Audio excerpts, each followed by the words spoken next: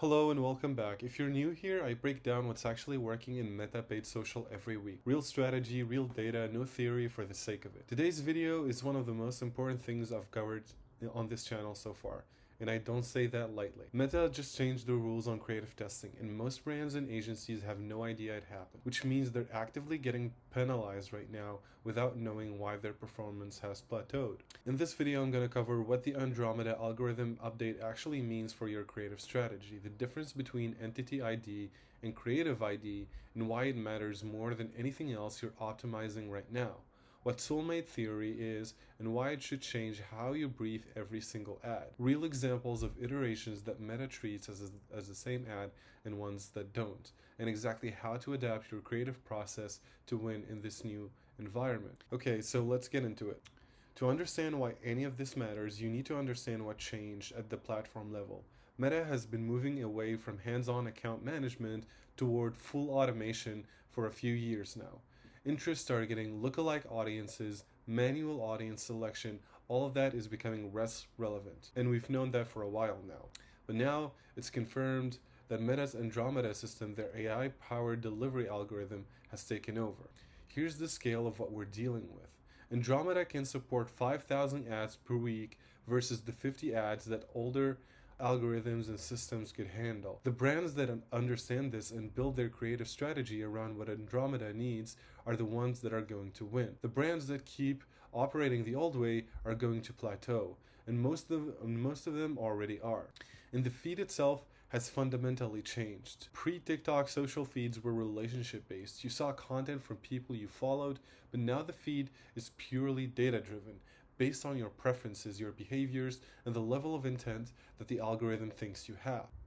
Where this is going is even more significant. We're heading toward hyper-personalized AI delivery that has a deep enough understanding of each individual user that it will know exactly which ad to put in front of them.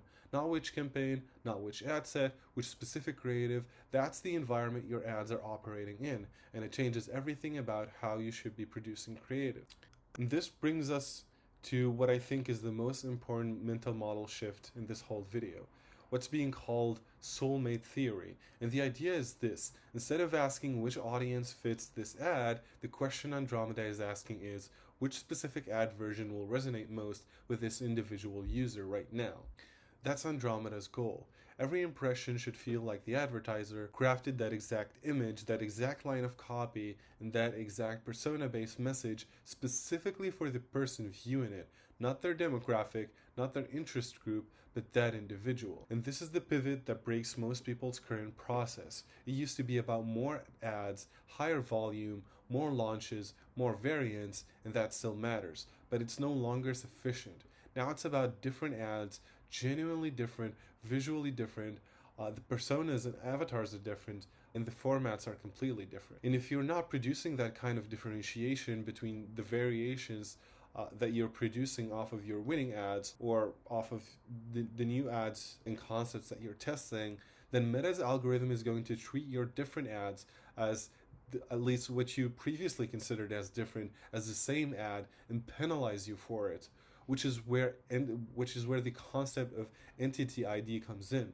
So let's talk about entity ID versus creative ID, and this is the most important technical concept in this video. Understanding it will completely change how you look at your ad account. Every ad you upload gets a creative ID, a unique identifier for that specific piece of content. That part is new. That's something that we're used to. That's part of the old system. But Meta is also assigning something called an entity ID, and this is the critical one. Entity ID is essentially a fingerprint. If two ads are too visually similar, Meta groups them under the same entity ID, regardless of whether the copy is different, regardless of whether the headline is different, regardless of whether you think they're different ads.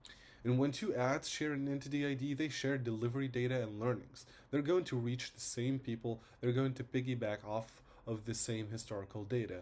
And critically, they're not going to unlock new audiences. Your frequency goes, your incremental reach flatlines, and you've uploaded 20 ads, but Meta is treating them as 5 because they're too similar. And this is the number that should alarm you, a low entity ID number in your ad account. Because if your iteration strategy over the past year has been primarily small messaging tweaks, headline changes, small copy variations on the same visual, then a significant portion of that creative volume may have been grouped under the same entity IDs, and you're not actually testing as many variables as you think. So here are some real examples that Meta themselves shared, ads that got grouped under the same entity ID despite appearing different. For example, two offer-focused ads with different copy but the same image composition. This is considered something that's the same entity ID. For example, two ads with different products but the same visual style, same backdrop, same shot angle. That's also considered the same entity ID. Or for example, very similar video variations but with different lengths. That's still considered the same entity ID. Or for example, the same visual angle with a different audio hook. No visual change in the first 3 seconds. This is also considered the same entity ID. Notice here how Meta is focusing a lot on the visual changes in the way that it uses to decide whether something is a new entity ID or not. So the first 3 seconds is what Meta looks like most heavily when assigning entity IDs. If the visual opening is the same, then the rest of the ad almost doesn't matter from a differentiation standpoint only, not from a conversion standpoint or a direct response standpoint. That's only from a differentiation standpoint for Meta only. Now, so what does meaningful differentiation actually look like? There's a hierarchy, and understanding the order matters. So level 1 is the format. This is the biggest swing, going from UGC to static, static to high production, video to motion graphic. Changing format is the most powerful signal to Andromeda that this is a genuinely new creative entity. When in doubt, change the format. Level 2 is vehicle and hook. Within a format, the vehicle is how the message is delivered. A podcast ad is a different vehicle than a street interview, even if both are high production videos. A Reddit-style native post is a different vehicle than a bold text overlay static. The hook, specifically the visual hook in the first 3 seconds, is also critical here. A different thumbnail alone can help avoid entity ID grouping. Changing what the viewer sees in the first 3 seconds is non-negotiable when iterating. Now, for the third level, which is persona and angle, and this is where Soulmate Theory lives in practice. Changing the person and the creative, their age, their ethnicity, their demographic representation, changes who the algorithm targets the ad towards. A younger woman in the hook versus an older woman isn't just a visual tweak. It's a targeting decision that Andromeda reads as, this ad is for a different person. Going deeper into persona means going below surface level pain points. Not just helps with acne, but what does acne cost someone emotionally? Confidence, social anxiety, professional self-consciousness, and those deeper motivators are how you differentiate persona level messaging in a way that drives genuinely different entity IDs. The full package needs to change. If Meta doesn't think the changes fundamentally alter the experience or targeting relevance, it buckets the ads together regardless of what looks different to the human eye.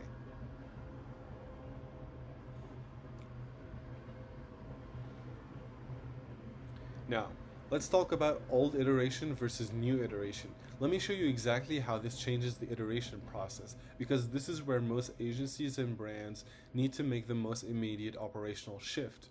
The old approach is you find a winning concept, you test 3 headline variations on the same visual, benefit first, fear-based, USP focused, and you call that a creative test. That's now getting grouped under the same entity ID, 3 ads in your account, 1 ad in Meta's eyes. No incremental reach, no new audiences, just higher frequency to the same people you've already reached. And the new approach is this: you find a winning concept, you take the core messaging, the angle that's working, and you apply it to a completely different vehicle. And the formula is, keep what's working at the message level, completely change how it's being delivered. You're not reinventing the wheel, you're putting the same wheel on a different car, on a different package, and you're showing it to a different driver, essentially.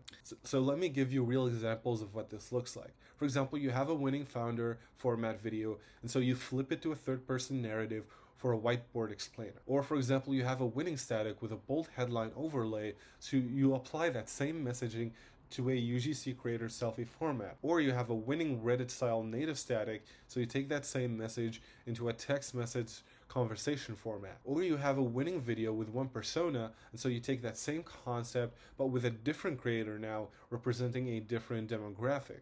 And for net new concepts, when you're testing a completely new idea, a new angle, a new persona, that's where you can still run multiple messaging variations. When a brand new concept enters the account, Meta will optimize towards the version performing best within that concept, and a winner will emerge even within the same entity ID grouping.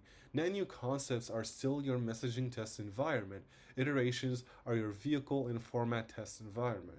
Now let's talk about the 6 process changes that you can make this week. So here's how this should actually change the way you operate practically, concretely. The first change you can make is less but more intentional iterations. You're never going to hit the same raw volume of iterations as before if you're doing it properly. Expect to shift roughly 60% of your previous iteration volume into more intentional, bigger swing format iterations. And the other 40% moves into net new concept production, where messaging tests now live. The second change is bi-weekly iteration sprints instead of weekly. You need more time to brief, produce, and review iterations that have genuinely different visuals. The production lift is higher. The strategic thinking required per iteration is higher. Weekly sprints don't give post-production teams enough runway to execute differentiated hooks properly. So you can think about 10 to 14 days iteration sprints instead of weekly. The third change you can make is explicit visual direction in every creator brief. For example, Meta has an example of the space goods brand on their... For example, the space goods example from Meta's own case study is the cautionary tale here. 2 different creators, same setting, grouped as the same entity ID. The fix is simple but requires discipline.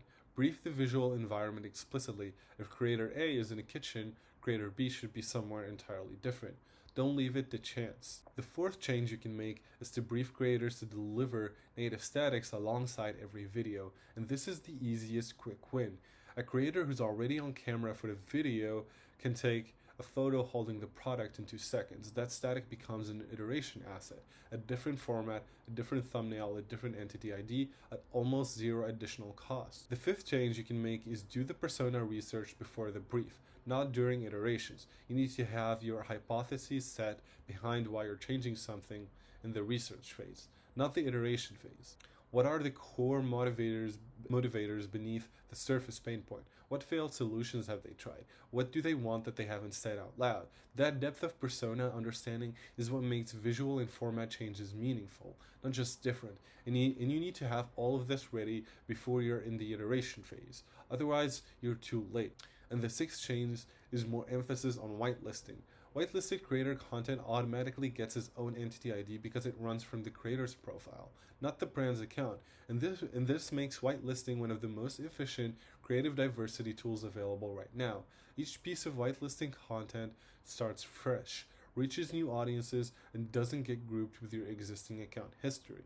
Here's the bottom line. Meta has moved from a system that rewarded volume to a system that rewards genuine diversity. And the brands that keep churning out subtle variations of the same creative are gonna see their effective creative count shrink, their frequency climb very fast, and their incremental reach plateau, regardless of how many ads they're technically uploading. So the question you need to ask about every new creative before it goes into the account: does this look different enough in the first 3 seconds that Meta would assign to a new fingerprint? Does it represent a genuinely different persona, a genuinely different visual environment, a genuinely different format? If the answer is no, then it's not an iteration, it's a duplicate. And the brands that are going to win in this environment are the ones that internalize Soulmate Theory, not as a philosophy, but as an operational standard. Every format variation, every persona change, every vehicle switch is another chance for Andromeda to find the version that was made for someone new. That's the game. Build enough genuinely different versions that the algorithm can do its job properly and show each ad in front of the proper avatar. So, hit like and subscribe for weekly Meta creative strategy. That's it for this video. Thank you, and I'll see you in the next video.